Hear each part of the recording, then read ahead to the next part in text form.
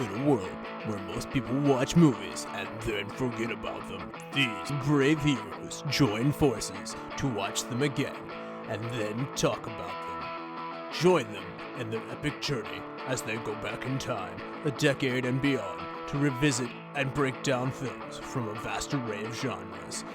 Do these movies hold up over time? Are they classics? Find out on Retro Movie Roundtable. Starring your hosts, Bryan Frye, Chad Robinson, Dustin Melbardis, Nathan Lutz, and Russell Guest. Coming now to headphones in your ears. Welcome all you lords, ladies, and knights to the Retro Movie Roundtable. Welcome to the show where we watch movies and then talk about them. I'm your host, Russell Guest, and joining me today are my good friends and co-hosts from Spokane, Washington, Mr. Bryan Frye. How you doing, sir? Doing well, Russ. How are you?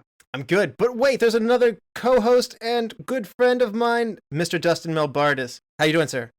I am in such a good mood, ready for this episode, brother. All right. Sounds like things are good in Texas. And let's add a Californian in here, somebody who did this with us last year from the 2010 Top 10 list, Andrew Neumann. How you doing, sir? Doing quite well. Glad that I don't have to deal with any cold weather like some of you other folks. Okay, guys, everybody, let's just break the ice a little bit. So we're going to go back to the year 2011, and I kind of want to ask you, what's a memorable news headline that sticks with you from that year? Dustin, why don't you take this one first? Yeah, mine was definitely the sort of coming to the front of public perception was Occupy Walgreens movement, because I've definitely been more of a CVS guy. So the 2011 was such a huge deal for Occupy Walgreens.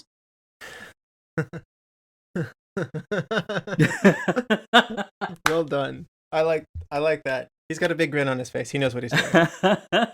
And Bryan, what about you? What was a memorable news headline for you? All of the Penn State.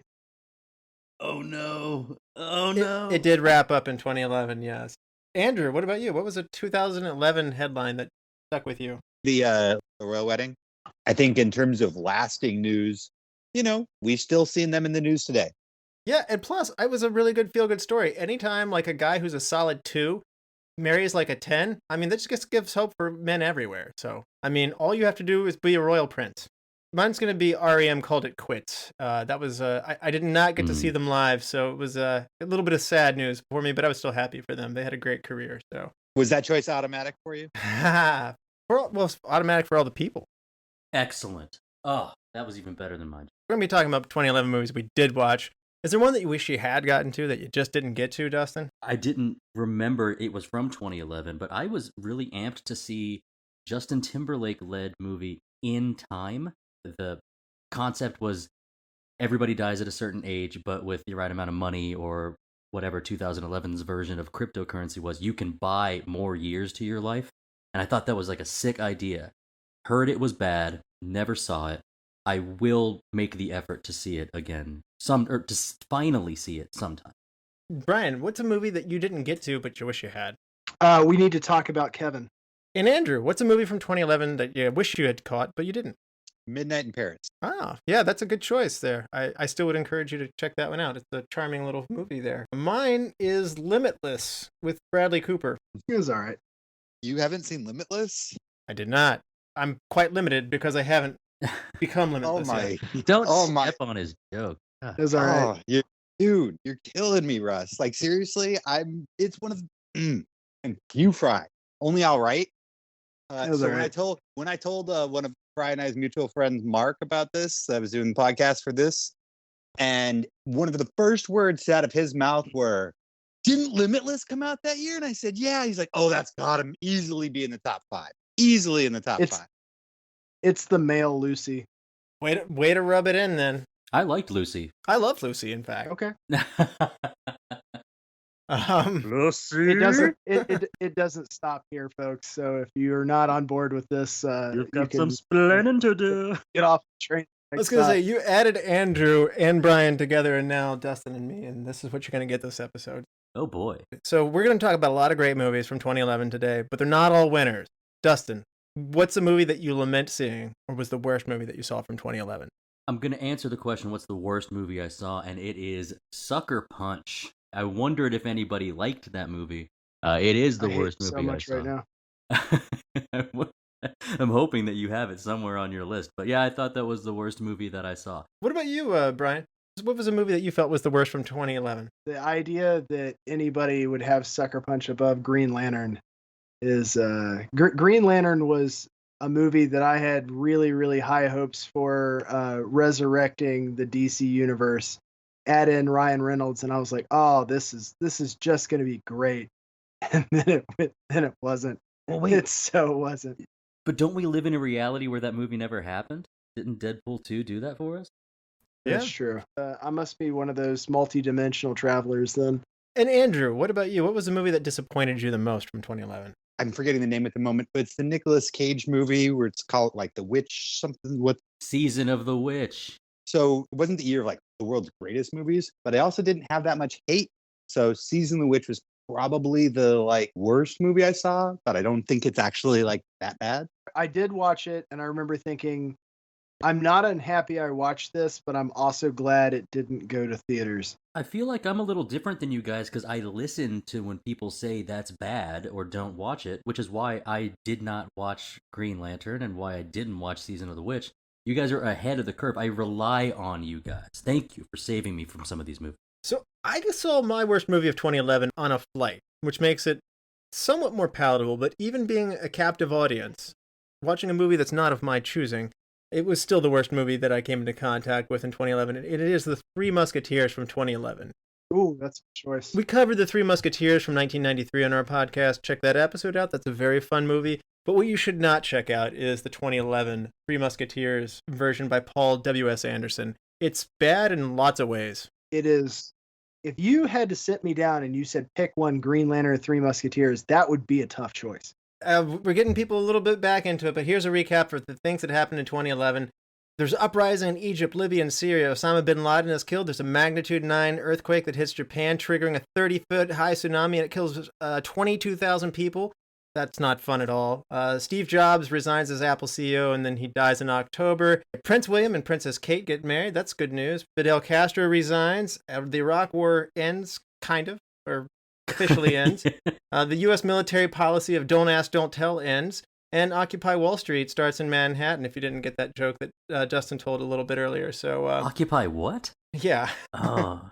Pop culture, some Game of Thrones premieres in this year. Oprah's final episode was after 25 years on the air. She calls it quits. Charlie Sheen is fired from 2.5 Men, but he's winning, and he's drinking plenty of tiger blood. And we lose Elizabeth Taylor and Annie Rooney, and Amy Winehouse dies. That's sad. Adele has a big year in music. The Foo Fighters have a big year. Bruno Mars, Katy Perry, Foster the People, Lady Gaga, Black Keys. This is what airwaves of the radio world sound like. And the Green Bay Packers, Dallas Mavericks, St. Louis Cardinals, and Boston Bruins are all champions in their respective sports leagues. With that, let's talk movies now. Brian, can you walk us through the box office winners from 2011? All right, the 2011 box office grossings.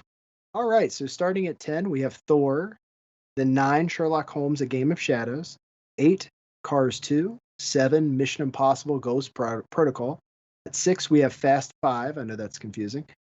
5, we have Pirates of the Caribbean and Stranger Tides. At 4, we have The Hangover Part 2. At 3, we have Twilight Saga Breaking Dawn Part 1. At 2, we have Transformers Dark of the Moon. And number 1, making all the big money for England and for J.K. Rowling, we have Harry Potter and the Deathly Hallows Part 2, culminating that series. She needs another super yacht. Yeah, big box office returns for these. Now, let's turn to the movies that were more acclaimed and won some awards. Dustin, do you want to walk us through who the big award winners were? Yeah, the Academy Awards. Our Best Picture winner was The Artist. And this is the only one, well, I'll say, where it beat them out. It beat out The Descendants, extremely loud and incredibly close. The Help, Hugo, Midnight in Paris, Moneyball, and The Tree of Life. And Warhorse. Best Director went to Michel Hazanavicius with The Artist. Best Actor went to Jean Dujardin for The Artist. Best Actress, Meryl Streep in as Margaret Thatcher. Best Supporting Actor, Christopher Plummer in the movie Beginners. Best Supporting Actress was Octavia Spencer in The Help. I also wanted to see that movie and missed it. Best Original Screenplay went to Woody Allen for Midnight in Paris. Best Adapted Screenplay was The Descendants. Best Animated Feature, Rango. Hugo pulls in a bunch: best sound mixing, best sound editing, best art direction, best cinematography, best visual effects, best film editing. That was The Girl with the Dragon Tattoo. Best makeup, The Iron Lady. Best costume design, The Artist. Best song, I mean, Brett McKenzie I like. The song was Man or Muppet from 2011's The Muppets. The best score was Ludovic Bourset, The Artist. In total, 5 Oscars to The Artist, 5 to Hugo, 2 to The Iron Lady. And this year is the big moment. We're going to count down the top 10 movies of 10 years ago of 2011. So, for those who aren't familiar with this format, we're just going to kind of go around in a circle. And if anybody has that movie higher, we're just going to tell people to wait. And then we'll talk about it whenever the highest ranked person comes up. We're going to count down, meaning we're going to start at our number 10 movies and work our way up to number 1. We're going to give our guest, Andrew, the honor of going first. What was your number 10 movie of 2011, Andrew? Harry Potter and the Deathly Hallows Part 2. Andrew, tell us why the Deathly Hallows Part 2 makes it for you. I was so hoping nobody else had. I love Harry Potter. I love the books. And let's give the actors in that movie their credit. As usual, they did an amazing job.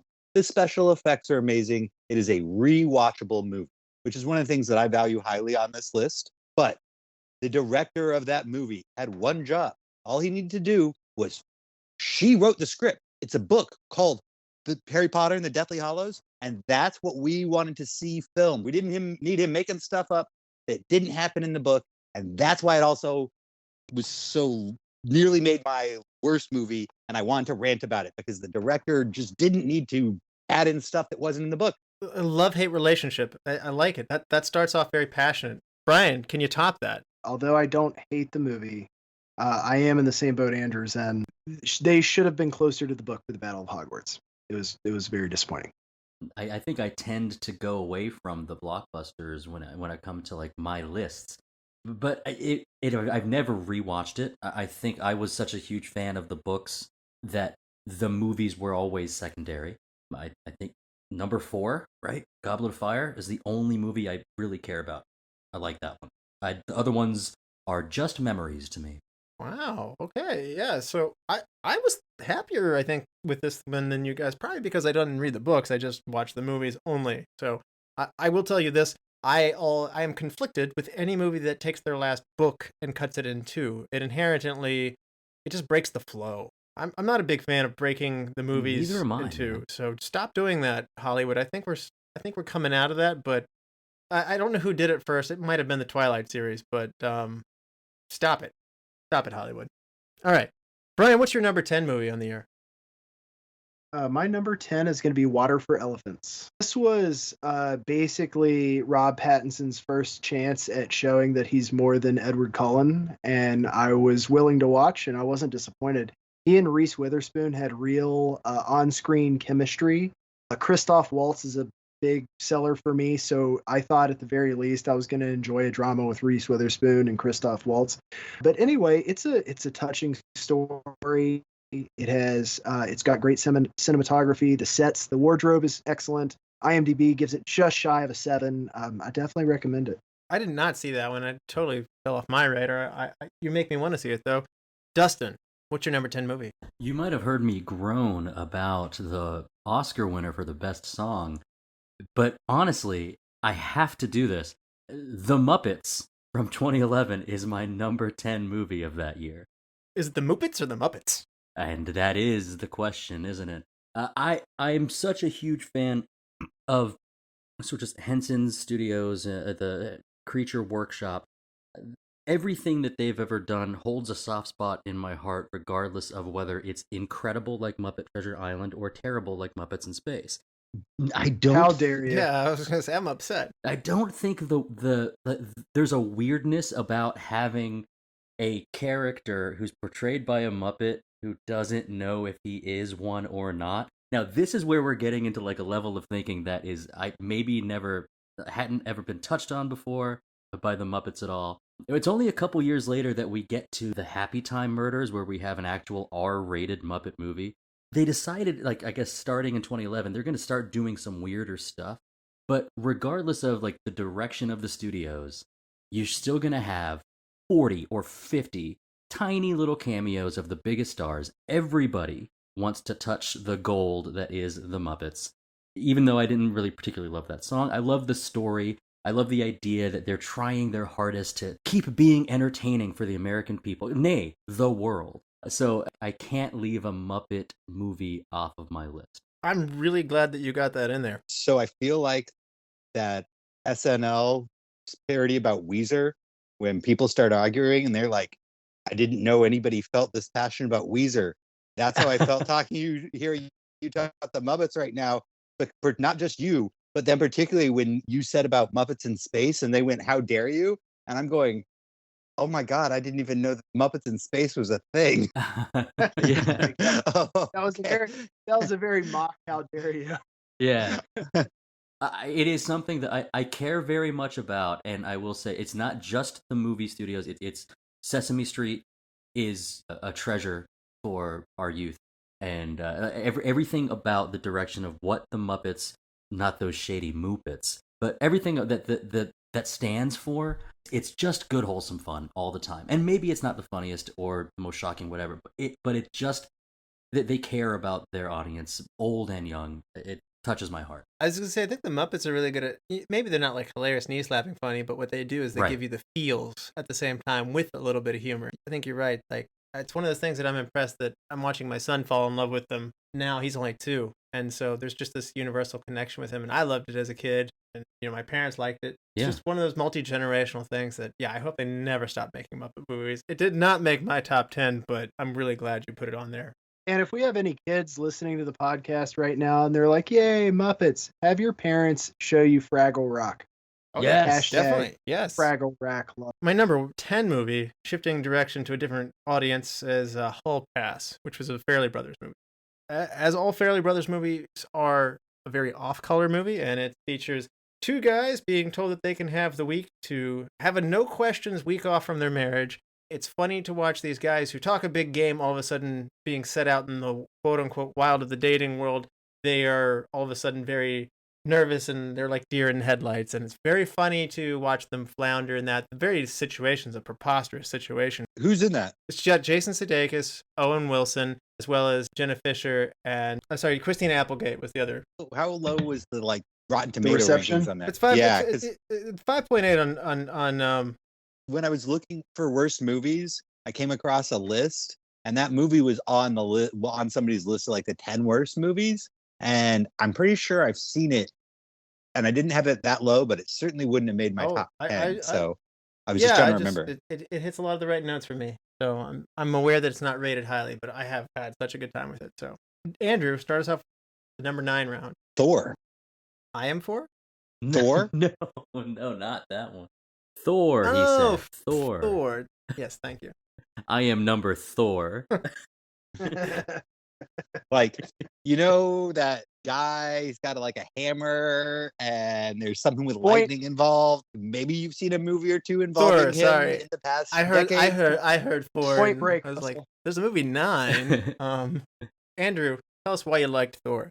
When we did our list of the Marvel movies, Thor was towards the bottom. And I still think that of the Marvel movies, Thor is towards the bottom. But when this movie came out, it was huge for 2011. This movie did so much. And honestly, at the time, we were all okay with the weird old British, Shakespearean style accents that they all talked about. And that then over time, Thor just went away. It was totally fine. What was so great is they got an actor that could play the role and really do it. And they did a lot of things that really set up all these movies that we love. And when you rewatch it, there's things that aren't fantastic about it. The most important things are we got Thor and Loki. I think Thor was the one that Marvel finally couldn't be stopped. Thor was not a guaranteed to work title. Thor was a comic book, and it was successful in its own time, but it had certainly fallen out of the public eye. And I wasn't even excited to go in to see it, and I came out of there going hey, Thor's pretty cool.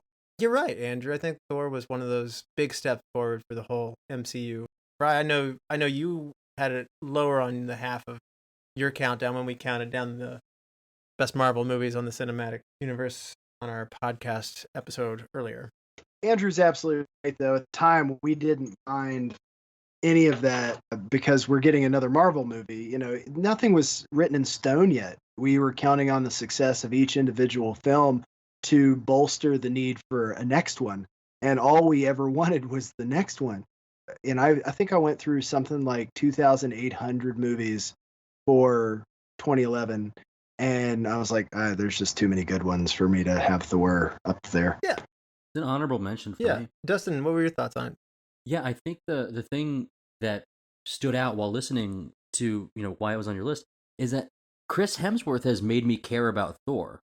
I didn't care about Thor beforehand, and I'm not like an old head with comic books. I mean, I have some cred, like, Infinity Crisis. Like, I read about Thanos' quest decades ago, and so seeing what that turned into in film was great. But like, I would say with Hiddleston and Loki, Hemsworth and Thor, and Robert Downey Jr. and Iron Man, I didn't care about those characters at all until these actors portrayed them. And now they're iconic. I almost can't pull them away. The older Thor with the long hair, I'm really digging this like short hair eye patched Thor right now. And it's thanks to these actors' credit, I would have to say. Yeah. Dustin, what was your number 9 movie? Coming in at number 9 in 2011 is The Raid, or in America, The Raid Redemption. I don't know this movie. Tell me about it. If I really had to pick, I would say Kung Fu is my favorite genre of movie. And I think most people would say the best Kung Fu movie out of 2011 is The Raid Redemption. It was released under a different title. In States, it's The Raid with the subtitle on it. Story is essentially irrelevant. You don't care about the story. There's so much awesome fighting, both with firearms and then with machetes and then just hand-to-hand. Scenes that last multiple minutes of just, it would be impossible not to like you're almost like trying to catch your breath in these scenes. Honestly, and I'll say it now, with my first two, my number 10 and my number 9, there might have been other movies that I enjoyed more from that time, but I needed to get a Kung Fu movie on my list. And if you're in the mood, this is an incredible one. I'm intrigued. Dustin, you made me want to change my answer from movie I haven't seen from 2011, from Midnight in Paris, to The Raid. To The Raid. You're like, at a certain point, I almost wanted to say, once you've sold, stop selling. I'm selling past the close. Yeah. Frye, what's your number 9 movie from 2011? My number 9 movie is Tinker Tailor Soldier Spy. What a fun name. I've got it higher. Okay, but we're going to wait and talk about that one. My number 9 movie is going to be Super 8. So this is not a motel chain. This is a movie about some amateur young filmmakers, some supernatural play at hand. I believe that this greatly informed the Stranger Things television series. It is wonderfully, it's not as much of a nostalgia piece as that is, but it is still set in the past. It is set at a time when you had a handheld camera with film. And to watch these young people put together a movie for themselves, man, I wish I could have done that as a kid. I wish I had just this network of people who wanted to sit there and make a schlocky, like, homemade movie. And it was so fun to watch them do this. And then obviously, just like Stranger Things, there's monsters in the world, and they come across it. It's the joy of film plus the science fiction action of it. Like, I remember when Super 8 came out and they were trying to tie it in with Cloverfield. Was there ever any, like, admitted connection with the two? I don't think so. I feel like Cloverfield's heavier. There's a lot more humor in Super 8. So moving on to our number 8 round. Andrew, kick us off. What is your number 8 movie from 2011? I mean, we know what season's coming up. Christmas? Exactly. A very Harold and Kumar Christmas. This wasn't my next movie to see on my list of like movies I needed to see, but this was the next movie past that movie. I really wanted to see this one. Well, first off, Harold and Kumar is a franchise that wasn't expected to have the success it did. It was a sleeper hit. And then it's fun. It's not, there's like, the great thing about some comedy movies is they don't have to take themselves seriously. They can be ridiculous. In the first movie, we've got Neil Patrick Harris being just completely over the top ridiculous. And he did great. And his career very much got resurrected after that. And I think it's great that Harold and Kumar gave us a Christmas movie, because if you think about it, we don't really have that many great, fun, adult Christmas movies. there's Bad Santa, but that's very dark. Whereas Harold and Kumar aren't dark. They're not trying to like mess people up. They don't have a bad outlook on life. Good They point. just want to get high and have fun. I didn't enjoy Guantanamo Bay, the second one, nearly as much as the White Castle adventure, and I think that's one of the reasons I just didn't get to it as quickly, but I still do want to see it, and I really love Harold and Kumar Go to White Castle. There's some scenes, really particularly regarding the Christmas tree, that are really excellent. I don't want to give any spoilers because, like I said, it's almost Christmas time. So this is the one time a year where people would actually watch this movie. And that's the reason why it's so high on my list.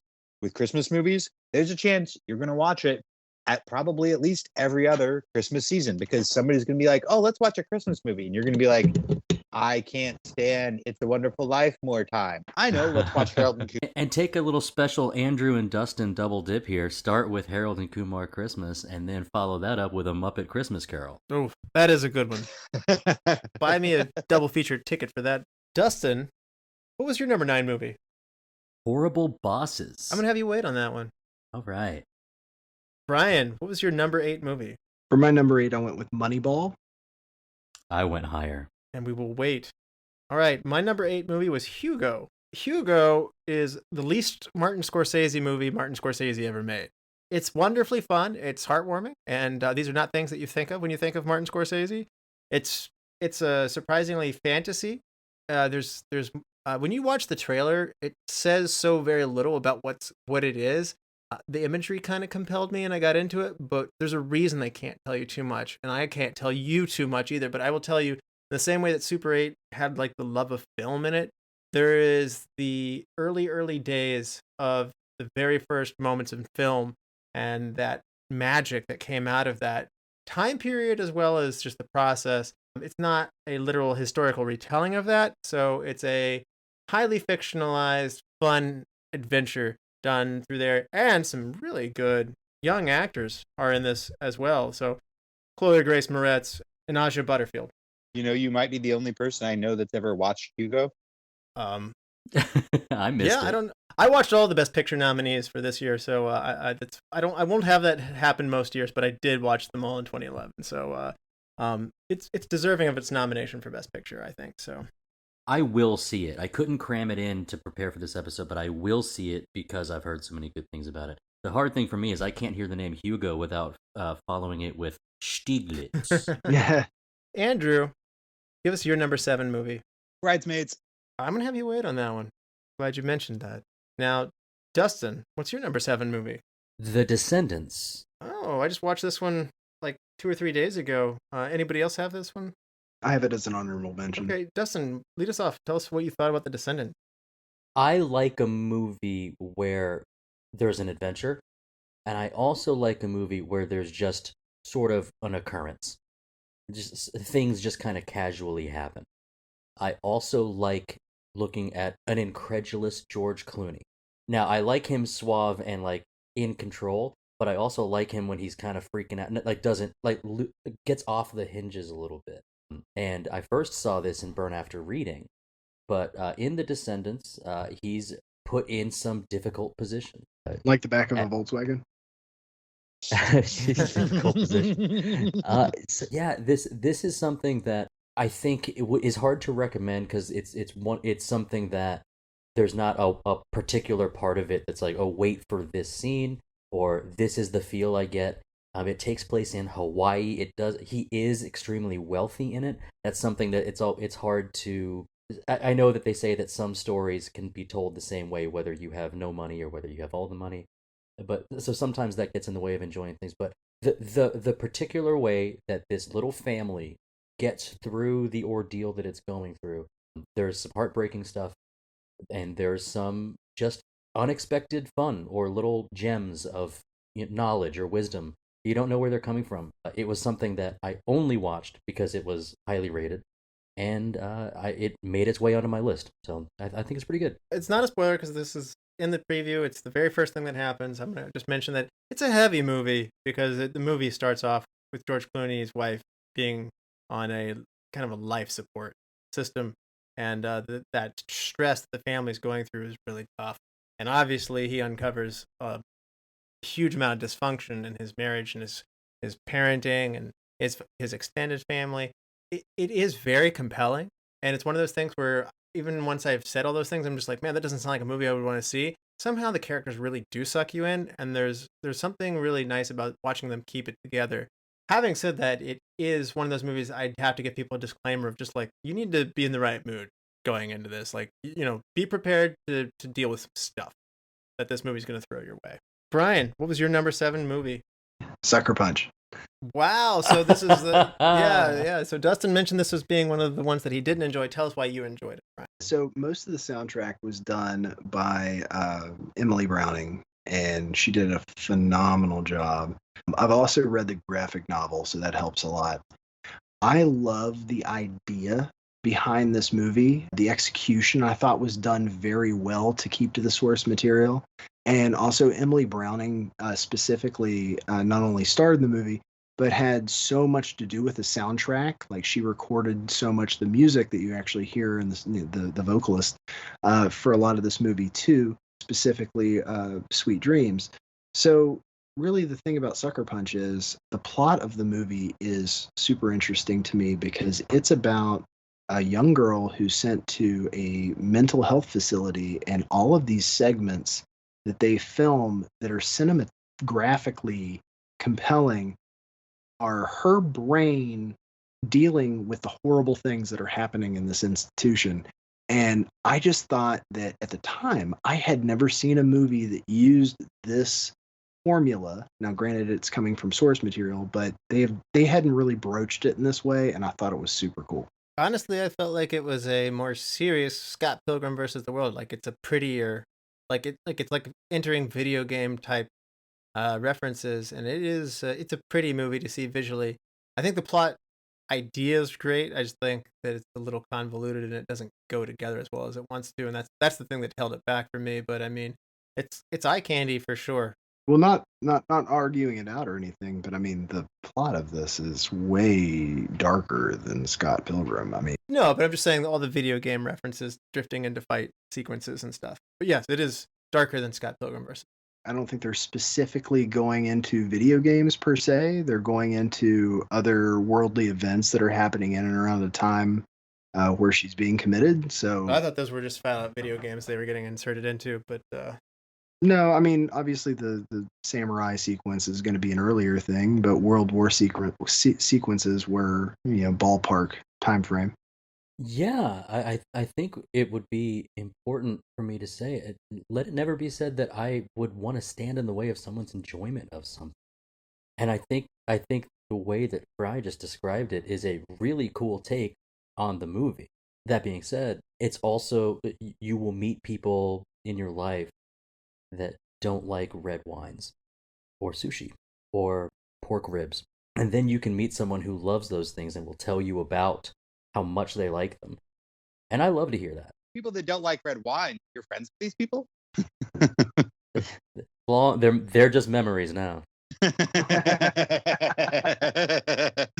went out on a limb for Hall Pass being a 5.8 on IMDb. This is a 6.0 on IMDb, so I love it. That's like, it's about whatever connects for you. So I'm going to finish off the number 7 round with The Artist, which is the movie that won the Oscar for Best Winner this year.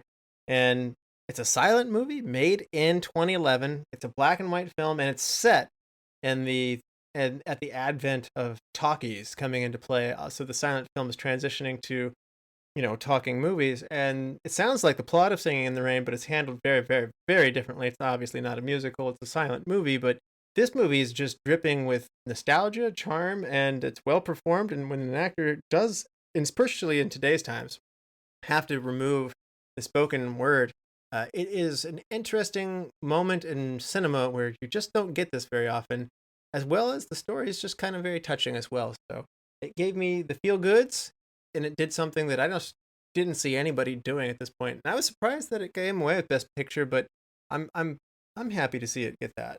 Anybody else see this one? Yes, I've seen the movie. It's good. It didn't make it because it had zero rewatchability for me. I mean, it's one of those. Cool. Thanks. All right, we're on to the number 6 round. Andrew, start us off. Kill the Irishman. Oh, good pick. I'm glad this made somebody's list. Yeah, Andrew, tell us. Okay, so might have been Detroit, somewhere in the Midwest, those larger cities in the Midwest in the 70s. he starts off kind of working with the mafia. He's a smart, incredibly athletic dude. He kind of tells the mafia, F you, and they try to kill him a lot.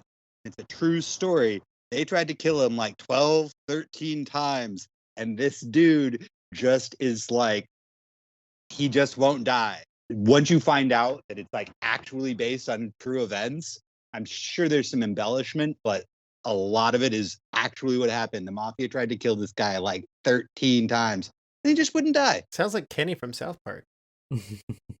So this is a movie I picked up or watched on, I think, Amazon Prime or something. It was just because I was bored and I like the title. It's one of those highly entertaining movies, but again, one of those ones I totally understood either didn't go to theaters or was a very limited release. As far as compelling goes, I mean, it's a great entertainment watch, but it just didn't make my list because it was, I don't know, just kind of one of those things I caught like on the back end. And I was happy that it was on Andrew's list because I was like, I thought about it, but I was like, Dustin, what is your number 6 movie? This is an odd one for me to say because this is where I put Tinker Tailor Soldier Spy. Did anyone else have it higher? No. Oh, no, higher. But what I want to do is I kind of want to turn it over because I enjoyed the movie so much and I was sucked into the world, but I watched it a decade ago. I can't tell you what happens in it. Not at all. So whoever else had it on the list, if they wanted to expand on it, I just know that I was so enveloped at the moment that I was like, I can't not have it on the list. And I can't wait to watch it again. Okay, so a couple things I want to say on this. First, I've talked on the Bond movies before, I think, about how Jean Le Carré writes espionage books. He was a spy. He writes legit, this is how espionage really looks books. And Tinker Tailor is the best one of all of them. It was hands down my favorite adaptation. The cast with Oldman, Colin Firth, Tom Hardy, Mark Strong, John Hurt. We got the guy who directed Let the Right One In, which is funny because, I mean, this guy just did a successful horror movie. And then he pops into this, and he has that Cold War European vibe down to a T, and the movie just hits. I love it. It is a slow burn. It's not going to give you that Bond action vibe, but it's going to give you a realistic look of how this rolls. And it seemed like it when you watched. Yeah, I was just enthralled by it. I did see this one. I went to the theaters to see this one, and I don't speak of it as highly as you guys. I did not really enjoy this one very much, so I won't go into it too much. But this one was a miss for me. Brian, what was your number 6 movie? It is a hobo with a shotgun. One of Rutger Hauer's last movie. Dude, I love this movie so much, and it's shameless and it's fine. I can take it. It was a spawn of the Death Proof. I don't even know what you call them. Fake trailers. Saying, yeah. And I loved it so much. I'm happy it got made. I'm happy it was somewhat successful, really, as a kind of a cult following. And Rutger Hauer, I mean, just anytime. Let's go. Okay. Well, sometimes the name says it all. Hobo with a shotgun. In my number 6 movie, this is a movie that Dustin actually recommended to me. I didn't necessarily have a lot of intentions of seeing it. It's Crazy Stupid Love. And it was enough to get onto your top 10. Yeah. So Crazy Stupid Love is more than just a kind of a rom-com, if you will. It's an interesting story about a failed marriage where a guy has to piece his life back together, seemingly, but there's so much more connectivity to this. He doesn't live in a small town or anything like that, but it's amazing how the world around him all starts to connect into itself. And it's really fun to watch these characters better themselves by rubbing off against each other. It's very funny. And the situations start to connect in very rewarding ways. And I love Steve Carell. I think he's really good at these movies where there's humor, but there's also drama. And few people do that as well as he does. And Ryan Gosling's excellent in this. Julianne Moore, I always love her. She's great in this. And Emma Stone, too. I mean, it's the right people are involved with this to make this work. And I loved this, and yeah, I came out of this one way exceeded my expectations. So I had a very good time with this one. It's fun. Yeah, and I've watched it not recently, but I've rewatched it again. Like I wanted the little connections again, and like I think there's versions of me throughout my life that would dislike Ryan Gosling's character, for instance, or if you were given, I think this is the second movie in any of our lists where like we have a marriage on the rocks, or we're dealing with a divorce, and it's like that doesn't sound very fun. But handling these situations, or whatever story is to be told there, they're pretty cool. So yeah, I'm glad that you dug it. It goes dark, but it picks you up too. This is actually a Ryan Gosling year. I have 2 movies of his on my top 10. Ooh, that's a tease. All right, number 5 round. Andrew, kick us off here, man. X-Men First Class. Oh, this movie's first class for Andrew. Anybody else? Honorable mention number 1. Yeah. Andrew, tell us about why you love X-Men First Class. One of the great things about you guys doing this is movies have changed so much in the last decade. When the mid 2000s, we were so excited to have multiple X-Men movies. We were so happy that this was a thing, that we were getting actual decent comic book movies. I know the feeling you're talking about. Now with the MCU, how we used to feel about X-Men isn't how we feel now.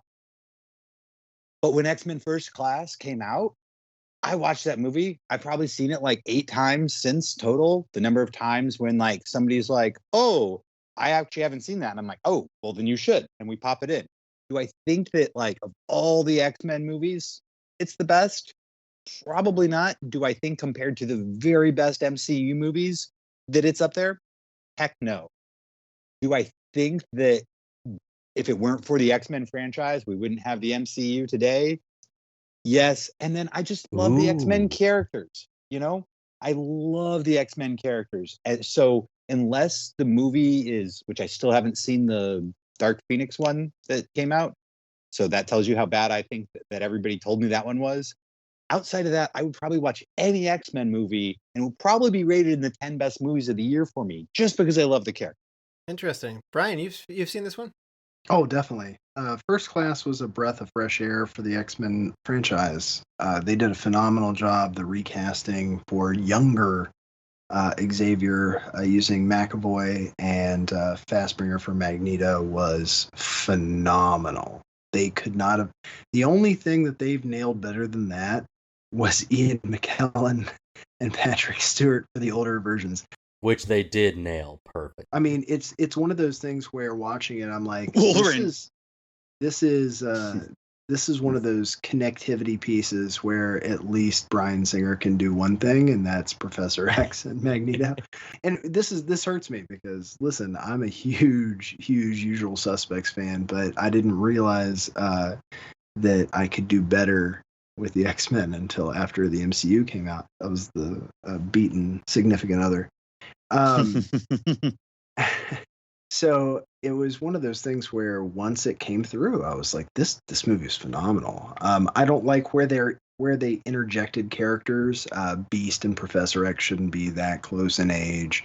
I can't complain too much because they did a good job, but in terms of putting the pieces together for bigger, badder guys later, I thought it was a little off, but other than that, no complaints. I think the only, and this isn't a complaint on my end, but the focus so much on Mystique / Raven, something that seemingly not as important to me growing up with comics and then the incredible animated series.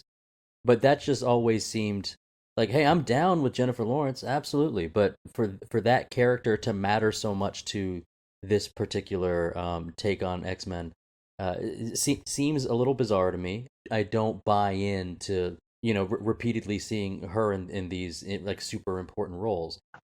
She's 1000% integral to Days of the Future Past. So knowing that that's what we're going for, that was the direction they were going. They were trying to character build to have her as more than just the person trying to assassinate a person that will cause mutant extinction. So totally understand having seeing where they went with it. If you take it with just First Class, you're like, what are they doing? Totally get that. I think a large part of it simply has to do with, and they're picking these storylines to suit the fact that they signed Jennifer Lawrence, who is hot commodity at this point. So, I mean, I do think she's getting more role than you might have anticipated. I gotta disagree here. If you actually look at what her freaking skill set is, yeah, in terms of battle, do I want Sabretooth being the one who's fighting people over her? Of course I do. But that's not what they're typically doing. They're typically engaging in espionage. She is like so powerful in that way. She's got so much abilities. Like, you've got a group of people, so you've almost always got somebody who's got at least either super strength, or they can shoot flame, or fire bullets really fast with the magnetic stuff. But the ability to look like any of your enemies and trick all of your enemies at any point, I'd be like, hey, you're my number one draft pick. Yeah. Well, I thought it was a breath of fresh air as well. I actually did not like any of the first 3 X-Men movies. In fact, I was very unhappy with them. And this was the one that brought me back around to film X-Men. So, Dustin, what was your number 5 movie? My number 5 movie was my number 1 movie asked to ever be a part of this show. It is, yes, The Adjustment Bureau from 2011. Loved that movie. I actually didn't even rate it as far as stars, like that high. I just loved the idea. The execution of the idea is only flawed because they over-explain. But for those who haven't seen it, similar to how I was describing, like, In Time, like, oh, this is an idea I haven't thought of before. And when you come across those, sometimes they're incredible, blow you out of the water, like The Matrix, and sometimes they're just, a forgettable other idea. But the idea that there's some type of controlling government force that knows a plan and has some type of magical or technological resource to make it happen is very fun on the screen. Did you see this one, Brian? Adjustment Bureau? I did. This was an enjoyable movie, but it didn't break any ground for me. It was, I think it was like a poor man's Inception to me, if that makes sense. Oh, Yeah, okay. I can see that. Yeah. I was on this episode with Dustin, so if you want my full breakdown on it, as well as Dustin's, they're both available there. That was a good episode to start the year off with, and it was Dustin's first episode on the show, so Yay! I had a lot of fun with this one, and I think it is thought-provoking and but also kind of whimsical and fun. It's very creative. I'm glad you had it on your list because it's certainly worth mentioning. Brian, what's your number 5 movie? My number 5 is Girl with the Dragon Tattoo. Wait on that. Oh. My number 5 movie is Drive. Wait. Okay. And this will kick us to the number 4 round. Andrew. Mission Impossible Ghost Protocol. Oh, I'm so happy somebody put this on there. I didn't make my list, but I love Andrew's list. I like your list. Andrew's list rules. Andrew, you're like the cleanup man. You get all the movies. Like, I was like, I want this in my top 10, but I don't have room for it. Yeah. Dude, I seriously couldn't agree with that more. You have so many movies I'm like, I want to talk about, but you couldn't put it where I wanted to put it. But Andrew, this is your pick. Tell us why you like it. When I was a freshman in high school was when the Mission Impossible series kicked off. For then, when I'm 30, to have the series get reinvigorated with the was same really people. awesome. With the same. That was the best part. The best part was they took what was working and made it better. They truly made it better. I also like that we all know that Tom Cruise in the Mission Impossible movies puts himself in amazing shape. He does a lot of his own stunts that are particularly involve some degree of rock climbing. Or running. He just runs so fast. So I really enjoyed the scene with the huge hotel in the UAE and him having to climb the wall with those special gloves, and then the one glove starts failing. So then he's got to try to do it one-handed. That whole scene is awesome. But honestly, if you watch that movie, not that I want to say don't watch the rest of it, the thing that makes it so great is the opening sequence. The opening sequence of them rescuing him from prison that he doesn't actually want to be rescued from is just fantastic. This is another franchise where Jeremy Renner almost steals the show. Really? His character, like, it's one of those things where I can almost see Tom Cruise being like, let's not make him too compelling. The fact that he's in this and he's also in Bourne Legacy, so it's like Matt Damon's like, hey, keep your hands off mine too, man. Like, he just keeps like, hey, I'm here. I could do it too. You guys like what you see?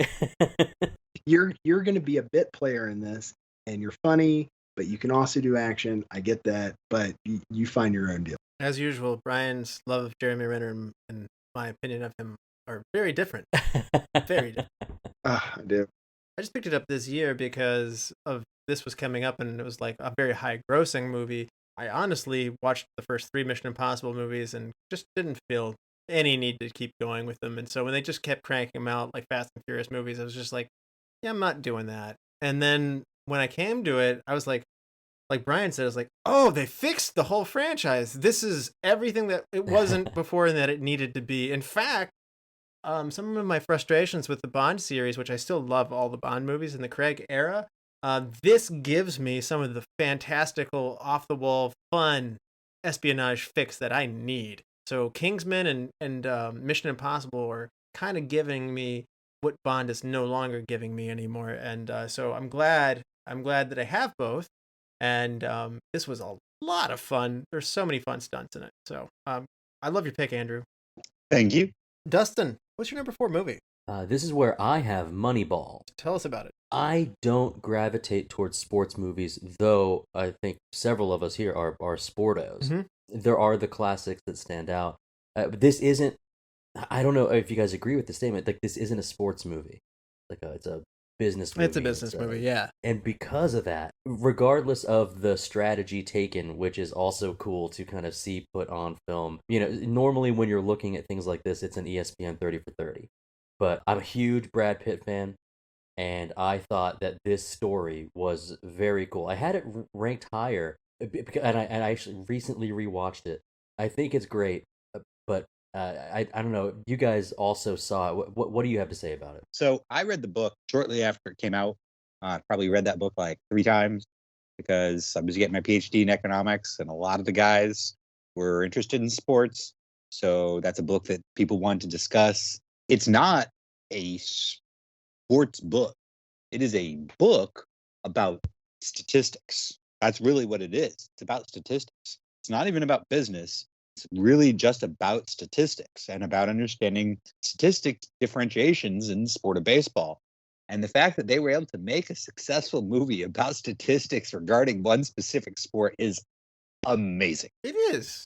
And it was well received. Truly. Well, the reason I liked it was Jonah Hill's first breach into dramatic comedy. There are so many comedy actors who don't either A, take a stab at it, or B, when they do, it's not a great script because they're not given a chance. And I thought Jonah Hill slayed this. I understand that he's comedic in a way in it, but it's one of those things where I appreciate guys really trying to make a move to change their perception, and when they do and they're successful at it, I just applaud that. Now, that's a side note to the fact that movie was actually good too, but that was one of the leading factors of this being on my list. I was like, oh, that's Jonah Hill saying, I'm not just this guy. He's not just the guy in Accepted in a hot dog suit going around the campus going like, have you seen my wiener? Have you seen my wiener? If you guys could just not tell anybody I screamed like that, I'd really appreciate that. Sounds like a sexy hamburger. Moneyball was a surprise on a lot of levels, and I think you guys have covered it well. And it is fascinating, and you're right. It does seem like something you would see a documentary on, and to see it dramatized is rewarding. So I think it led to a few other movies such as Draft Day that came after this that were not done as well as this. No, I actually really enjoyed Draft Day too.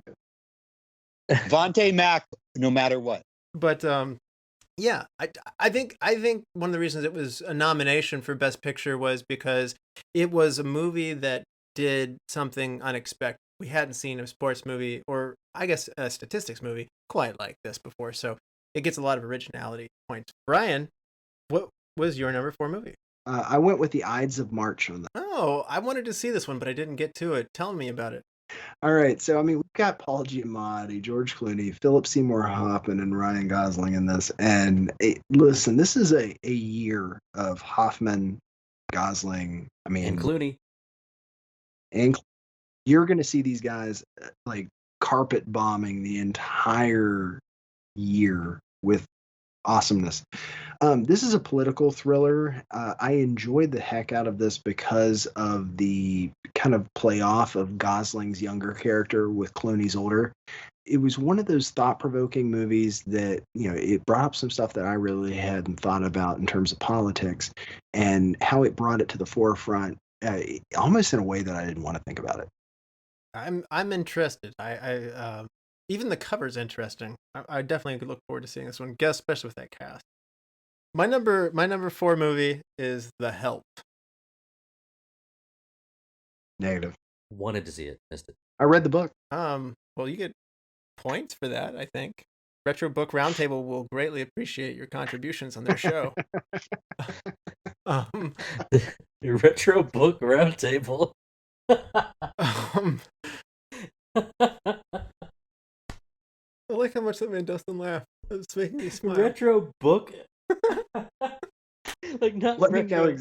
me know as soon as you guys are ready to read a book a week. Retro Book Roundtable is awesome. Welcome all you lords, ladies, and knights of the Retro Book Roundtable. The Help is a really interesting movie. It's not a true story, but it's set in a time, and the message is, I guess, one of those moments of history that needs to be told. And so it's perhaps a bit altruistic and a little bit naive and a little optimistic for the time period, but it's something that I like what they're saying, and the characters' performances are fantastic in this. I definitely totally get why Octavia Spencer got her Oscar in this one. It feels good, but also it's challenging at the same time. So Emma Stone, second time she made my list this year on this one, and she was great in this, and I loved it. So that's The Help. I'm realizing nobody sees most of the movies I have on here. Either that, or we're going to be crowded at the top. It could be. No, yeah. Well, welcome to my world. Andrew, let's start off the number 3 round with you. So regarding the thing you just said, outside of 2 movies, I'm pretty sure majority of people that watch movies have seen all of the movies on my list. And I think that I am much more of a franchise guy here. Hangover Part 2. We all know that I care about rewatchability. I have probably rewatched The Hangover Part 2 5 times in the last 3 years. Wow. It holds up because if you watch The Hangover, you're like, hey, we're going to Vegas next weekend. Let's watch The Hangover. You know what feels like a good idea the next day? Watching The Hangover Part 2. I feel like it was vexed by just simply being attached to being a sequel to The Hangover, which was brilliant, very well received, just very, very popular movie. And it's tough for any comedy to fill the shoes of something like that. So I feel like there was a natural letdown that everybody had. And I'm curious if I went back to it, because I haven't since it came out. That's it. That's the problem. Yeah, I was going to say, I'm curious if I went back to it, would I have a better experience? Because I saw it in theaters. I was very, very, very, very excited. And I kind of left with that feeling of just this room that seems really big as a child is not so big anymore. And I did the third one as well. And that's probably ruining the taste in my mouth for the second one even further, because I just felt like this was diminishing returns. I also saw it in theaters, and I was wasted drunk in Johnson City, Tennessee. And that's why I don't remember it.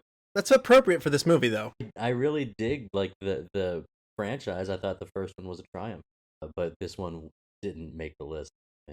I feel like that what you guys are missing about the beauty of The Hangover Part 2 is they've made this first movie in which they've set up a very specific mechanism of how the movie works, right? It's a formula.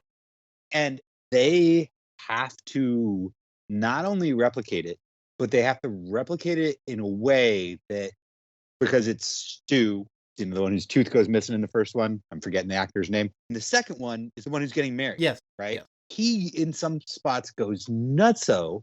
And at the end of the movie, when he has that moment with his soon-to-be wife's dad, and he's like, "Yeah, I go a little nuts. Me and my buddies. That's what we do." I love that. They like that they didn't like they actually gave him. You're talking about comedy actors getting a chance to show some emotion and depth. He actually does it. I think that Hangover Part 2 is one of those movies that if you put it on, that people are like, "Huh, yeah, this is actually better than I remembered." So much rewatchability. Who I actually really enjoyed too. 3 was a different story. Dustin, what was your number 3 movie? I wonder if my list is going to overlap with Andrew's here. This is where I put Sherlock Holmes' Game of Shadows. Oh, I hate you so much. I love this movie. Watched it a dozen times. I think it's because I'm really into Jude Law character, really into Jared Harris's Moriarty. I know that it's not the same as the stories.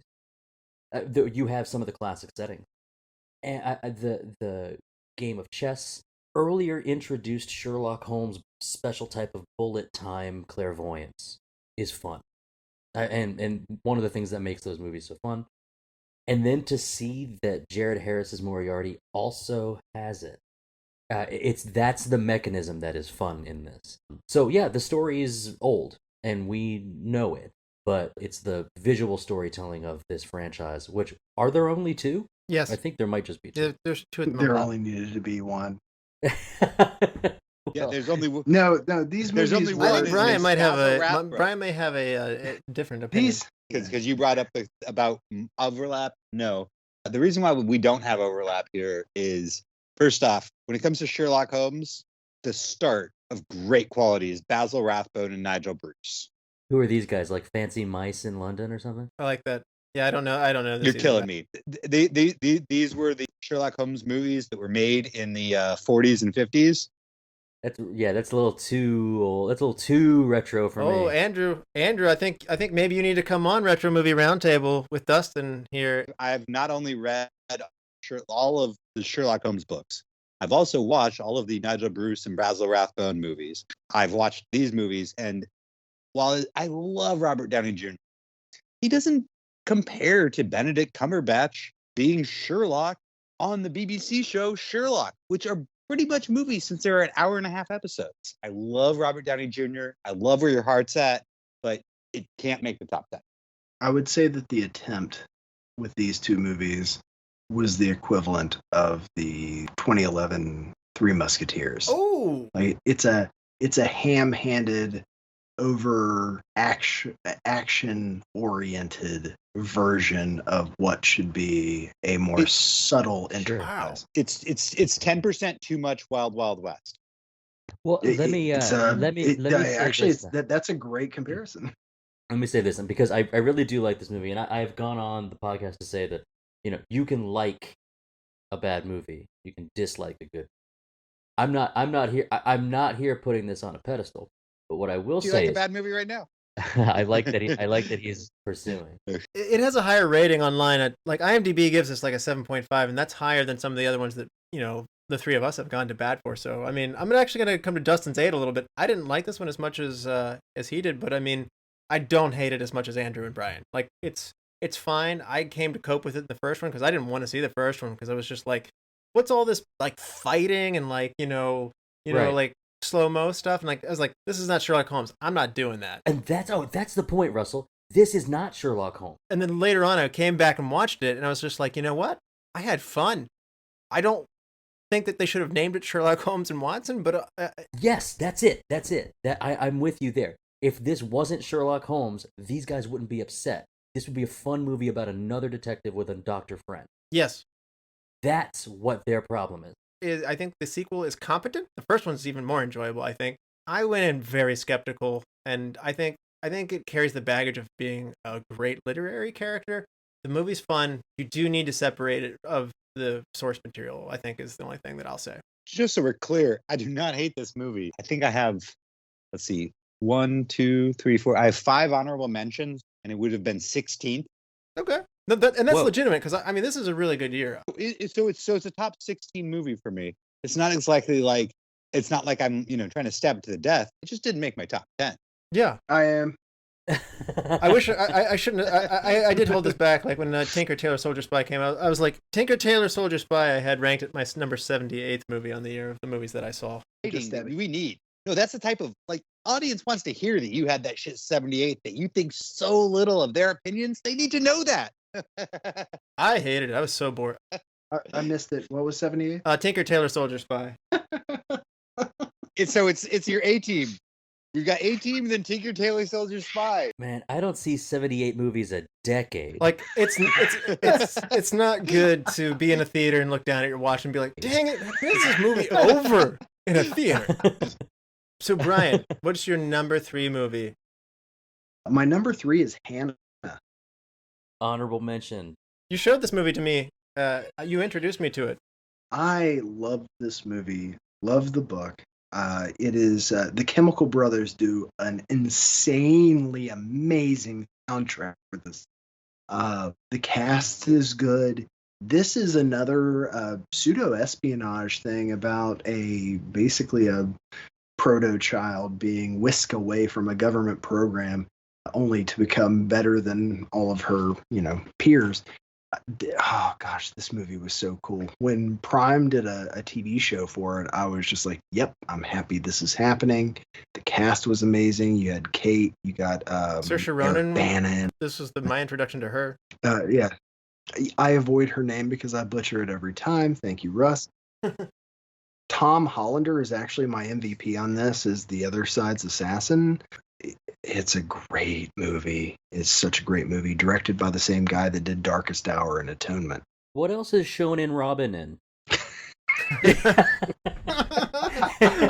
Oh man, Dustin brings another thing to this podcast that we were missing. Just like Mission Impossible was missing so many things. Dustin fills in this gap. It's like with Dustin. Yeah, it is. I mean, like when we got to the artist actors, he actually pronounced them all beautifully well. It's just like good for you. I didn't want to do that. And then we get down here and he. Oh, is that why you gave me that part? So that I could say like Dujardin? Dujardin Poupon. Sorry, French audience. And Canadian French audience. Basically, anyone who finds us. Trust me, I promise you, I will swing things back for the French audience in a very positive direction before this podcast is over. Ooh, whoa, okay. Yes, and if that doesn't do it, I will give you some delicious French fries, one of your nation's greatest foods. All right, we're way off the rails now. I saw Hannah as well, and Frye introduced me to it, and his enthusiasm rubbed off on me. I liked it. It is a great movie. It's aesthetically well done. I think it definitely piggybacks off of the Bourne series, spawned so many imitators. This is one of them, and I think it's one of the better one of them. So if Jason Bourne were a teenage girl, you get this movie. All right, so my number 3 movie, it was mentioned earlier by Dustin, Horrible Bosses. I love Horrible Bosses. It's just an unexpected trio of Charlie Day, Jason Sudeikis, and Jason Bateman. The notion of wanting to kill your terrible boss is something really hilarious about that. And again, in the same way that Hall Pass was funny to watch these inept people, again, Jason Sudeikis was in that movie as well, trying to do something and being so terrible at it. When you really stop and think about it, like how ill-equipped you would be to try and murder somebody. I mean, it would go so terribly. Like you'd be nervous, you'd be totally out of your element. And that's what this movie is. And it's actually a comedic situation that they just mine tons of gold. And the performances are what elevates it. So the premise is good, but the performances and the chemistry of the main 3 are great, as well as the Horrible Bosses performances are good, particularly Jennifer Aniston doing something you never saw her doing. But I mean, Kevin Spacey was amazing. I'll watch her do anything. Horrible Bosses, fun time. Dustin? Yeah, very much mirror a lot of what you said. I will say with these guys, and that is with our current 2021 sitch with like Ted Lasso being a huge deal. I think there was a time with Sudeikis where it was like, when's he gonna make that leap? And it comes 10 years later. But like, he's great. Charlie Day has had some film success aside from his the thing that brought him into the light with Always Sunny in Philadelphia. And then Bateman has bounced around. He's he's a leading man that I don't know, for some reason I bet you would call him a star, at least a household name, but I don't know if everybody's, Arrested Development like background. But like Ozark. These guys and Ozark. Teen Wolf 2, I don't know what you're talking about. Essentially, these guys are great. Toss in a little Jamie Foxx. All the stuff about this movie came together so unexpectedly and fun. A buddy of mine said that movie is fun. Yeah, I can't usually with comedies, like comedies that are great, like with your buddies, like you quote them all the time, and I can't think of a single quote from Horrible Bosses, but I still hold it in such high regard. So yeah, but it's just maybe it was because I was so surprised that this comedy landed on my top 10. Andrew? I thought this movie was going to end up making my top 10. One of the things I do with some of my friends, we'll all get together, hang out, and then the next day, we'll all just kind of be slowly chilling, waking up, and somebody will put a movie on, and it's always comedies. And a lot of times, these are the first times I've seen some of these. I didn't see them when they came out. I didn't see Horrible Bosses when it first came out. This is how I saw it. And I've actually seen it 3 times there. So I know it's got some rewatchability. But it's what you just said about the quotes thing. There's just not that thing from Horrible Bosses for me where I'm like, oh, there's that one thing that grabs me. That's why it can't quite make my top 10. Whereas like with Bridesmaids. Oh man, so it's like you don't find yourself saying, I want to bend her over a barrel and show her the 50 states. That's not a that's not a saying. Yeah, it is. It is now. Actually, that's not. Wouldn't have been my quote. Okay, Russ. Life is a marathon. You can't end a marathon without putting a few band-aids on your nipple. Frye, this one doesn't seem like this one would be up your alley as much, knowing your taste in movies. Did you see this one? I did. It wasn't terrible, but also like it's got enough cringeworthy comedy that it's not my thing. It's almost like a hybrid of a movie I would like and a movie I would hate, which was weird for me because I was watching it. I'm like, man, that's hilarious. Oh my God, please shoot me in the face right now. So the reason it doesn't make my list is because it was a very confusing bit for me in terms of the comedy they go for the individual actors involved. I like the idea though, and I also like the fact they actually go out on a limb and saying, look, you don't have to be a male boss to be a sexual harasser. I mean, I appreciate that nod. They actually went out there and said, like this person's being a predator without being a male. I mean, that just... And have it still be funny. Yeah. I will say this about Horrible Bosses. If you're going to talk about a top 10 list of movies from 2011 that people would actually remember something just based on the name, I think Horrible Bosses would make the list probably over, Kill the Irishman. Yeah, that's a good point. I think people do, like, in general, favor this movie. Let's start the number 2 round. We're getting close to the top. Andrew. I've almost been so worried that I somehow made a mistake on the date. The fact that it hasn't been mentioned. Captain America, the First Avenger? Honorable mention. Honorable mention. I have this one at number 35 on my list. I liked it, but there were other things I liked more. Wow. They took something that we knew it was happening. We clearly could tell by the title that we'd already had the Iron Man. The Hulk had kind of failed, but we had already heard the rumors that they were going to switch out Edward Norton for somebody else. Thor was a success. We know where they're going with this. They need to introduce Captain America. Instead of giving us 15 minutes of how Captain America got to here, they gave us hours. They gave us his entire backstory. And they gave us 5 minutes of how he got to here, which I loved. I loved that they didn't spend 5 minutes on his backstory and then move us along. That they actually gave us this great, rich backstory that involves Tony Stark's father, the Winter Soldier, Red Skull, all of these things that end up being swung back around. Like so many things in the MCU that matter. But at the time, I don't know all that. All I want is a really compelling story where I'm going to have fun. And they tell a story we've heard so many times, World War II, in a different way. Because as soon as Captain America becomes badass, what's the first thing they do? They make fun of him. The soldiers, people he wants to be a part of, the whole reason why he did this whole thing, he's a joke in there. And that's not a normal, like the way they set that up. I love this movie. I actually just watched it again last night. That's a cool character trait. That's something I forgot about this movie. I did like that aspect. The idea that what they did with him and Bucky Barnes and setting it up. So much of the MCU is, about these Infinity Stones. But to me, most of the story is really kind of about the two of their friendship. And then with Tony Stark's friendship interweaving with Captain America's. And this movie is fantastic. It's so rewatchable.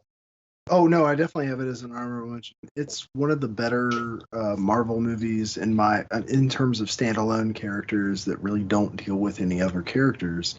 It's probably the best in terms of just having the one-off.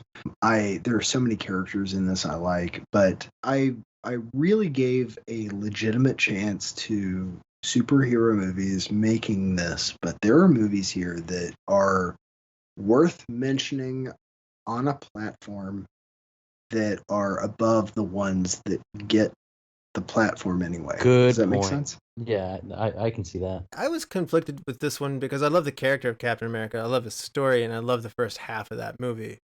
Problem was, for me, the back half lost its momentum, and I felt like there was a bit of drag that happened in this one. So Captain America 2, The Winter Soldier is one of my favorite MCU movies, as we discussed on our Marvel movie countdown. But for me, the first one was a slow start for Captain, for me.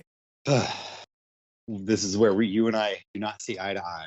I saw 86 movies from this year, so 35 is not bad. So, Dustin, what's your number 2 movie? Wondering if I'm the only one with this on the list. This is Roman Polanski's Carnage. I don't think I've heard of this movie. I don't have it on my list, but I've seen that movie. You've seen it. Carnage and the Descendants deal with some normal life stuff. Not somebody becoming a super soldier. Just deal with some things about like real world. And this is based on a play, I think, called it translated from French, like The Day of Carnage. But like I can set the scene. You got Christoph Waltz from Kate Titanic. Winslet. Jodie Foster's in it, I see. Yeah, John C. Jodie Reilly. Foster and John C. Reilly. So you've got these two couples. Their kids get into a fight, and the two couples, the responsible parents, meet and discuss how they're going to address this transgression.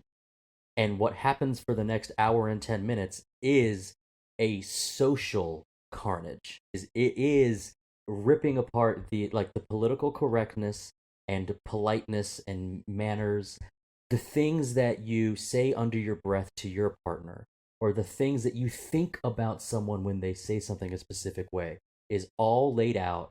You have a real way of selling a movie I've never seen before. I was gonna say, Limitless just got knocked down my queue. I'm ready for this movie instead. Here's the bonus: it's only an hour 19, so it doesn't even take that much of your day. It's really great, and because it's based on a play, it's just the 4 principal actors in a room. Man, I'm signing me up for this.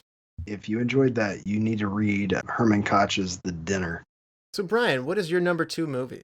Cabin in the Woods. Hold off on that. Oh my goodness! Yeah, and he's immediately redeemed. Totally redeemed himself. So Phenomenal. you're telling me there's a chance? All right. Oh, I have this one ranked as a 2012 movie because it got released in the US in 2012. Really? Yeah. That's why it wasn't in I was going to say, I don't have this ranked very high, so I hit Control Search to see where it was on my list, and I was like, it's not there. How did I miss this?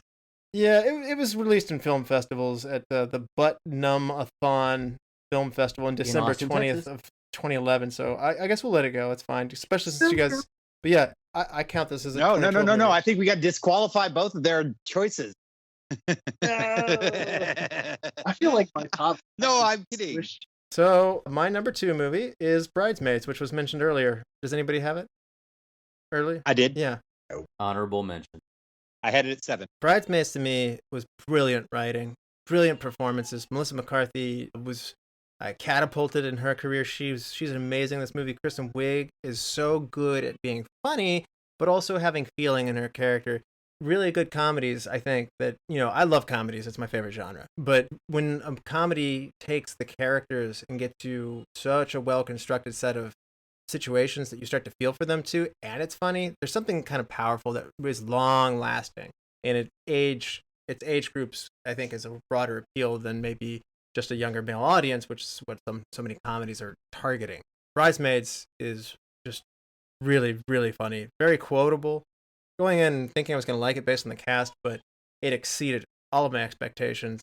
And I really wanted to say that I hated the dialogue that came after it. It was just like, can women be funny? And like, it's just like, yes, Right. we knew that.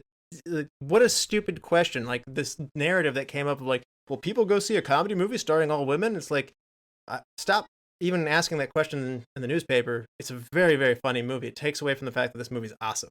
So on that, since I was the first person that brought it up, growing up, the idea that women couldn't be funny was crazy to me because we watched Nick at Night and the I Love Lucy show, and you understand history and you just watch, like, it's funny. Yeah. Like, she's hilarious.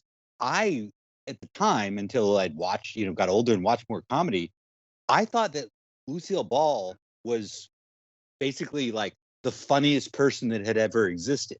I didn't think that, like, oh, women can't do comedy. I just grew up, I was like, oh, apparently the best comedian that's ever existed is a woman. I just thought that was like kind of fact. You know what I mean? Yeah. So the idea of that, like, can a raunchy comedy where women are actually being honest and how they interact with each other, not when they're trying to get dates at the bar, right? Being honest, is that going to be funny? Hell yes, it's going to be funny. It's going to be hilarious because the idea that like men have a monopoly on humor is ridiculous. Can we all agree that the defecation scene, like when they all, is this happening? Nope, just right here. It's amazingly good. All of the actresses swerve into the skit. They don't hold back. There's no like, oh, no, it's the full on, this is real life. I'm glad you had this on your list as well. This, to me, really, I have a feeling Brian's going to be the dissenting opinion on this one. This does not seem like your movie, Brian. No, my only issue with this, I'm not a Melissa McCarthy fan. I was put through the ringer with just loving Gilmore Girls as much as she did, and I have a set against her only in the fact that I've been forced to watch Thus that I do not like. I think it was a funny movie. One of the things I wanted to mention earlier was on Happy Time Murders when she was cast for that. I was like, no, I want to see funny, raunchy tunes, but I don't want to see them with her. I know. I was don't going to bring want it to up. see them with her. So it's her, and it's not her fault. It is the fact that I've had to watch things that I didn't want to watch with her, and I apologize to her, and I apologize to the things I don't like with her, because it is going to be an off-limits thing for me. Wow, that hurts. That hurts me. I knew it was going to happen, though. So, Dustin, what about you? Where are you on this one? I thought it was. I have not rewatched this. I thought it was great the first time I saw it. As far as like a female-led cast, the more the merrier, man. I thought it was incredible. Do we have Ellie Kemper in that one as well? She's great in this. Yeah, and every little role filled. I was excited to see it. I didn't need to be drugged to it. I said, this is probably gonna rule, and it was great. Like, seriously, it's humor that men often do, and the male audiences are applauded for. And then, like you said, that when female comedians do it, the question is, will people find this funny? Well, I think women find it funny because it's women.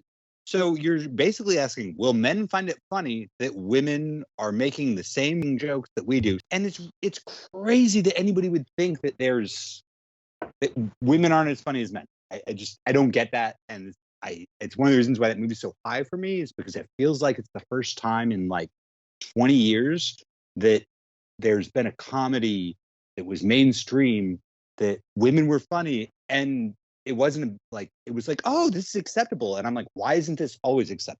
Absolutely.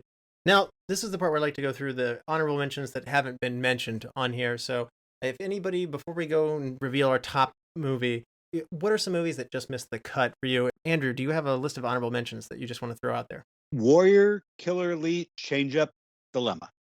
Dustin, what about you? What are some of your honorable mentions? All 6 of them have been mentioned by y'all. So that made me happy that like we were in the realm. Bridesmaids, Crazy Stupid Love, Hannah, Thor, X-Men First Class. Like the superhero movies were in, but they're just not close enough. Got it. And Brian, what about you? What are some of your runner-ups? X-Men First Class, First Avenger, J. Edgar, Super 8, and Artist. I had a lot of runner-ups. Of the ones that were not mentioned, I had 50-50, Midnight in Paris, The Lincoln Lawyer, You're Next, Paul, and Rango. It's time for the number one movie.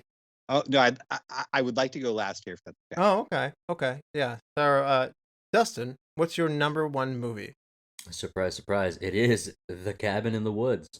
Yeah. So I as I mentioned before, I had this as a technicality as a 2012 movie, but you guys have it as a 2011 movie, and it was released somewhere. So Cabin in the Woods, it's my very first 5-star rating I ever gave on the show was to Scream, because of its, in part due to its meta nature, and this just raised the bar even further. And I almost feel like because it's number one, I almost want to talk about it the least, because I think it's so great. I will actually just give you a caveat. I didn't like it nearly as much, but I had not seen Evil Dead before watching it. So watch Evil Dead before you watch it. It'll help you. Yeah, it's Richard Jenkins and Bradley Whitford. Thank you. They're the operators. Once you see what they're doing, the rest, you just kind of relax into a great time. It seems like a scary time. It's billed as a scary time, and you figure it out. Whoa, this is all of a sudden not just the top of my 2011 movie list. This is broken through to the top 10 of my all-time movies list. I love what they do. This is probably the best horror satire that's ever been made. It is like his point to say what Richard Jenkins and Bradley Whitford really do for this is freaking huge. I to this day, I still, like, Jess saw this with me. Jess is my wife. It's one of those things where I still walk into a room and I'll pick up a book and I'll be like, who showed you these? And she goes, I learned it from watching you. Like, it had me so early with that dark humor that I was like, oh, I'm going to love this. And it was. It did not disappoint through the entire movie. It might be the best horror satire movie I've ever seen. I really should have gone before you, so we ended on a positive note. Yeah, so this one, to me, wasn't funny enough to be funny for me. It got caught in a really awkward spot. I think really big people who are like horror nuts obviously connected with it. I think it got caught in a really awkward spot of not being funny enough, standing on its own enough. It relies so heavily on references to other things, and if you're not in the end club, or even if you are, it might not just be the sort of thing that works for you. So I actually did not particularly enjoy this one, and I gave it 1.5 stars out of 5. I can tell you right now, chat's not on this episode, but I know for a fact in any given year where that movie hits, it's probably his number 1 or 2 movie as well. So for all the listeners out there, apparently Cabin in the Woods is awesome. It's a very polarizing movie. You will find people who love it or hate it. Brian, what is your number 1 movie? My number 1 movie is Drive. All right. I had this one at my number 5, but tell the rest of the world why it's your number 1 movie. This was one of the best soundtracks of the year. The soundtrack was so freaking good. You got Ryan Gosling, Carey Mulligan, Bryan Cranston, Oscar Isaac, Christina Hendricks, Ron Perlman. You got the guy who did Brosnan and Neon Demon directing it. This movie was so freaking good. and it's done with very little verbalization. This is a very low key, low talk movie. Yeah. It's just cinematographic. It is wonderfully shot, and everything about it is just one of those, like, it's rewatchable too for that reason. It is so good. Yep, it's a mesmerizing movie. It's just incredibly well made. The cinematography, as Brian mentioned, is top notch, and I would say there's almost this quality to it that we don't have as many westerns being made today, but there's this mysterious nature of the main character that you don't get because of that western genre is not around so much. It kind of feels like a western in some ways like that. Drive is an interesting transformation for the character. It's kind of like this kind of redemption for this very mysterious background to him. The situations that he's thrown into escalate dramatically, and it's a very interesting character piece. Dustin, did you see Drive? Yeah, and I didn't have it in my honorable mention, but I did really like it. I wish I would have seen it in theaters, and I think if I have the opportunity to do it or to get an awesome viewing, because it's about the viewing experience with this, and the listening experience. I agree with Fry here. Like, incredible soundtrack. This is all vibes and feels. You don't need the dialogue. You feel it with the revving of the engine. It's great. And there's some jokes that have been made. I know it's kind of a cultural icon, like his jacket, but like there's a feeling to it, and there's a feeling to the whole movie. I really dig it. Yeah. Now, Andrew, have you done Drive? I have seen Drive. I was like, oh, I'm pretty sure Drive's going to be in my top 10. And it being number 17 for me.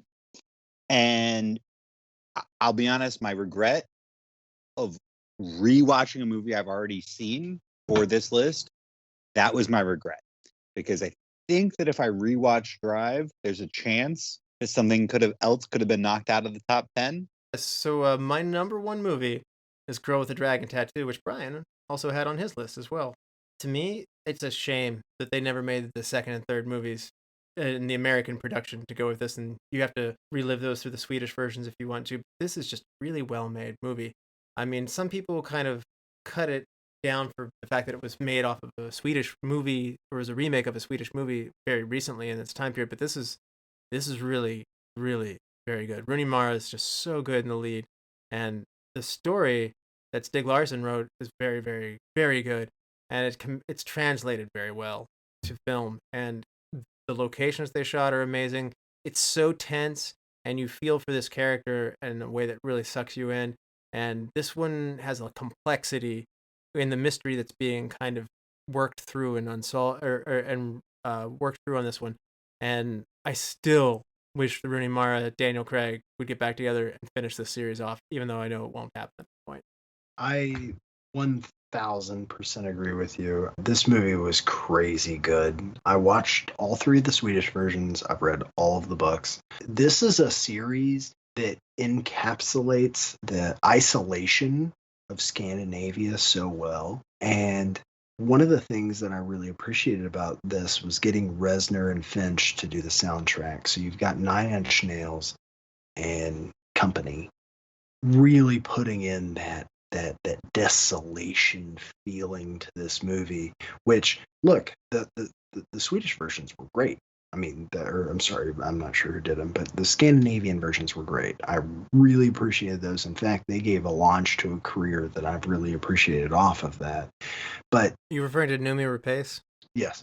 So this version was phenomenal too. Christopher Plummer, Stellan Skarsgård, Robin Wright. I mean, it's depth. It's not just Rooney Mara and Craig. Like, they really cast this well, and you get a director who is not only doing this well, but I mean, this is the guy who did Gone Girl, Zodiac, Seven, Social Network, Mindhunter. This is a guy who does killing well. So this is a very visceral movie. It's seriously, my top 5 are interchangeable, so I totally get it. The hype was too high, the buzz was too big, it was too big of a deal for me to deal with, so I was just like, nah, I'm cool, and I skipped it. We didn't put a disclaimer on it. I think probably everybody's warned you about this. If you have a hard time with violence, there's one that's in this that is very hard to sit through. Having said that, the rest of the movie is amazing and try and sit through it. It is a lot. There's 45 seconds of distastefully awful before the rest of the movie is amazing. Yeah. Oh, Andrew, have you seen Dragon Tattoo? Girl with Dragon Tattoo? I have. It's again, it's kind of like Drive. I've watched it. For a movie like that, I want to rewatch it, and I haven't. I feel like that if I had rewatched it, there's a really good chance that it would be higher on my list. So, Andrew, you asked to go last. What is your number one movie of 2011? My number one movie is Limitless. Oh, for real? Are you for real? Like, you're not messing with me? I almost forgot about it. So here was the thing. So yesterday, my friend came over, Mark, that Fry knows, and we were going to see Eternals last night. I told him that we were doing this podcast, and he was like, well, what are your top movies? And I said, number 2 is Captain America. And he's like, what's going to beat that? And he goes, hold on a second. He goes, Limitless. And I go, yes. And he goes, oh my God, that's the best movie of the year. So let's bring it back around for your French audience. Our friend Mark, his wife is French. And one of the things that she loves about this movie is that when Bradley Cooper The fries. speaks French in this movie, he speaks it perfectly. To somebody who is from France, who actually speaks French, the tone, intonation, every single thing is 100% correct. Now, let's give a little plot backgrounds for those people who don't know what Limitless is. Essentially, there's a drug that opens your mind up and causes you to learn a lot faster if you decide to learn. And if you're smart, it works even better. So it's like a male Lucy.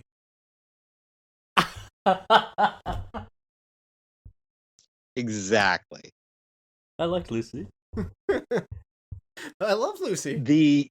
Yes. I love Lucy too. We've already talked about how much I love Sorry. Lucy. Dead over here, man. Limitless is such an amazingly great movie. It's rewatchability. The process they show of Bradley Cooper having his brain be open to this drug and getting better, learning stuff faster. But it's not like, oh, life's perfect. You know? Yeah. Like this movie is so rewatchable and so good. And Bradley Cooper kills it because he goes from playing somebody who's completely down on their luck to somebody who feels like they have the world at their fingertips to then how the conclusion ends. Can't do any spoilers, right? But the emotion that they show is great. Script writing is very succinct. It moves it along. And there's so many people that I've talked to about this movie where I'm like, oh, have you seen Limitless? And they'll be like, oh my God, you love that movie too? Limitless is, to me, the best movie of 2011. And I honestly think that if you watch it with some other people, you get that positive vibe going on, all of you will. Brian, have you done this one? I have. I actually enjoyed this movie a lot, so I'm not trying to disagree in that. No, sense, you hate it. It was one of those movies I was like, that's a cool idea, and it was a great. There actually is some good cinematography on this, and some interesting film technique that they use. I think the only reason it didn't make a list for me is when I watched it, and then I think I've watched it at least 2 or 3 times. I think it's just one of those movies that I'm like, oh, I'm in the mood for this kind of movie, and it fits a hexagonal, peg when I want that sort of movie. I mean, it's got some intellectual to it, but in the end, it's kind of an intellectual action movie. And I guess I never took a step forward to say, oh, this is something game changing. Well, I need to see it. There you have it. That's in the books. Those are our number 1 movies on the year. We hope that you enjoyed this countdown, and we always enjoy the show. Andrew, thank you so much for joining us once again for this. It was fun. Thanks for having me. I really appreciate being back again. I love getting to talk about how we rank movies. To all the lords, ladies, and knights of the Retro Movie Roundtable, we invite you to reach out to us. We want to hear from you. So if you have not done so yet, please subscribe, rate, and review on iTunes, Spotify, Stitcher, wherever you get your podcast. Those subscriptions and reviews really help others find the show, and they're the lifeblood that keep us going. So give us a like on Facebook. We love to engage with you. Follow us at Twitter at @movie_retro. And if you want to engage with us deeper or want to be on the show, Retro Movie Roundtable at yahoo.com is a great way to reach us. And providing and producing this podcast is fun, but not free. So we invite you to support the show at our Patreon page at www.patreon.com/Retro Movie Roundtable. Any contributions you make will be much appreciated and will go towards making the show better for you, the listeners. As always, be good to each other and watch more movies. Brian? The concept of progress acts as a protective mechanism to shield us from the terrors of the future.